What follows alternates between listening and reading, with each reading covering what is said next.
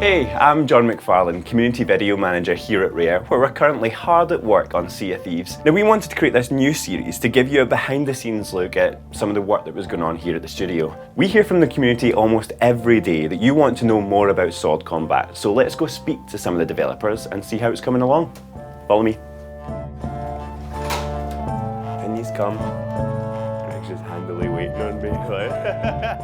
So I'm here with Design Director on Sea of Thieves, Greg Males, who, if there's any man in this building knows about swords, it's going to be you, right? Let's hope so.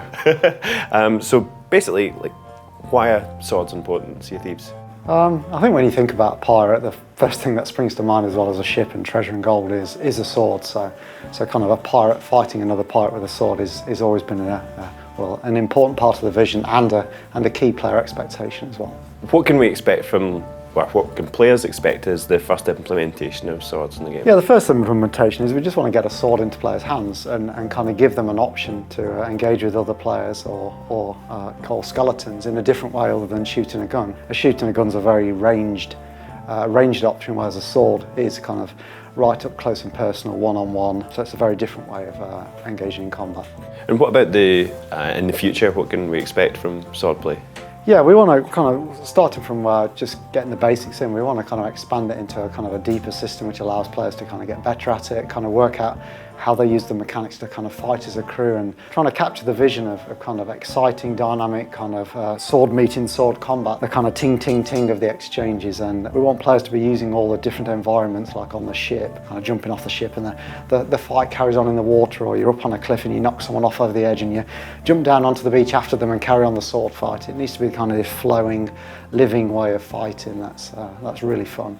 Okay, so I'm here with Senior Engineer John Watkins, who's going to run us through exactly where we are in the process of putting swords into the game. Sure. So we're talking about like a kind of version 1 of the swords going into the game. Like, what exactly is that? Yeah, absolutely. So version 1 is pretty much hitting things with swords. You've got the full suite kind of animations and sound effects and particle effects and the feedback you'd expect. And what exactly does that look like in the game at the moment? It looks just controlling one person here. You can kind of go around, like I say, hitting people. You can also, by holding attack, do a heavy attack, which does more damage, and it's slightly kind of narrow hit detector on it, but so we're seeing the feedback here. So this is the third. Yeah, we've got 2 players running locally, but this would be much like what you'd see if you got two clients. We've even got a spoofed latency in this built in as well, so we can test that within the editor. So yeah, we also have kind of combo attacks where you do several 3 here attacks as a combination, where if you keep hitting and you're in the middle of attacks and you're hitting someone, as long as you keep landing attacks, you'll start the next one in the combo and you get sort of a slightly quicker second and then third attack as a result of landing a previous one. You've got this full screen effect that also shows the direction from which you've been damaged. So anytime you receive damage from any weapon, in fact, when this goes in, we did this work particularly for melee, because it's so important to know when you're being hit from behind that it's coming from behind. It just immediately gives you some more information if you see, these kind of indicators that stretch out to the back of the screen. But that's for any damage source. So the same would be true for blunderbuss, pistol. Yeah. So it's fair to say that when this goes in, it's not like it's going in an unpolished state. Sure. It's just a version of that. Like, there's going to be more features added to it. Is that right? Yeah, that's right. There's a whole bunch more to come. The heavy attack is a good example, where we want to have knockback, where if you're not blocking and you get hit with one of these heavy attacks, which you really can see coming, there's a long warm-up animation involved, right?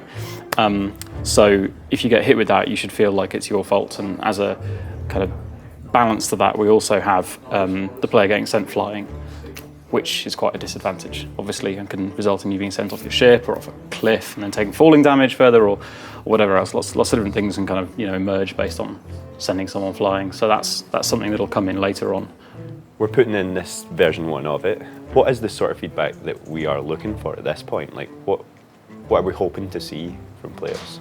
I think the balance of the weapons versus balance of melee weapons versus other weapons is something that we're interested to see.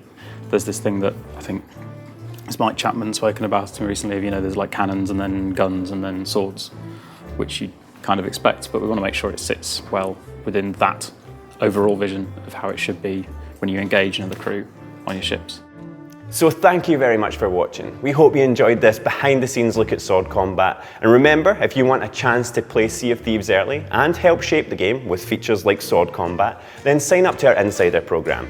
Thanks again for watching, and we'll see you soon.